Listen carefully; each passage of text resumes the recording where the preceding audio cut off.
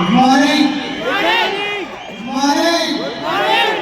రామ మహాదేవ్. అందరికీ శ్రీరామ్ శుభాకాంక్షలు. నా పేరు సైదు.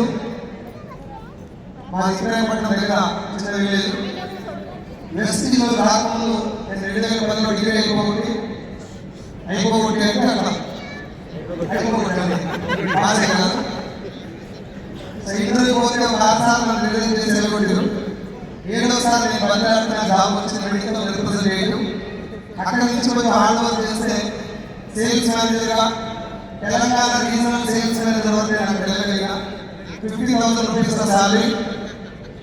లాక్డౌన్ వచ్చినప్పుడు నా సాలరీ 50,000 నుంచి 15,000 పడిపోయినప్పుడు ఫైనాన్షియల్ ఆల్మోస్ట్ ఆందోళనకు వచ్చేసిన. ఇందాక ఒకసారి చెప్తున్నట్టు నేను కూడా నా పిల్లలకు కావాల్సినటువంటి ఫుడ్ కూడా పెట్టే పొజిషన్లో లేని టైంలో ఇక్కడ నా దగ్గర నిలబడినటువంటి బాలం శ్రీనివాస్ సార్ నా డిగ్రీ క్లాస్మేట్. తను ఆల్రెడీ గవర్నమెంట్ జాబ్లో ఉండి నాకు బిజినెస్ పరిచయం చేయడం జరిగింది.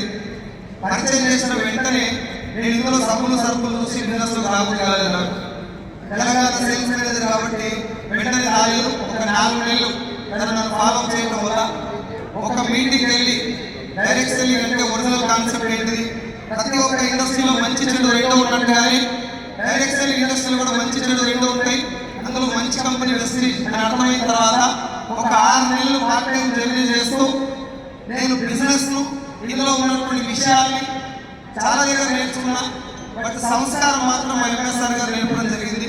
ఈ మాట ఎందుకంత బలంగా చెప్తున్నా అంటే ఈ బిజినెస్లో చాలా మంది ఒక స్థాయికి వచ్చిన తర్వాత ఆగిపోవడానికి లేదంటే కొంతమందితో బిజినెస్ చేయకపోవడానికి మెయిన్ కారణం మన దగ్గర ఉన్నటువంటి కొన్ని చిన్న లోపాలు, మాట్లాడే విధానం కావచ్చు, వేరేతో మనం కలుపుకోయేటటువంటి పద్ధతి కావచ్చు, చాలా రకాల లోపాలు ఉన్నాయి. నా దగ్గర కూడా లోపాలు ఉన్నాయి.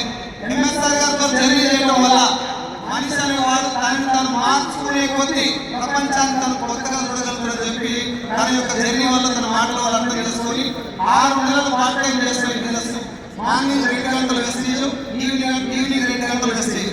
మార్నింగ్ 9 to 9 నా జాబ్లో లాక్డౌన్ తర్వాత మళ్ళీ నా సాలరీ 50,000 వస్తుంది. కానీ మనసులో భయం ఉంది. ఈరోజు ఒక లాక్డౌన్ వస్తే సాలరీ 15,000 పడిపోయింది.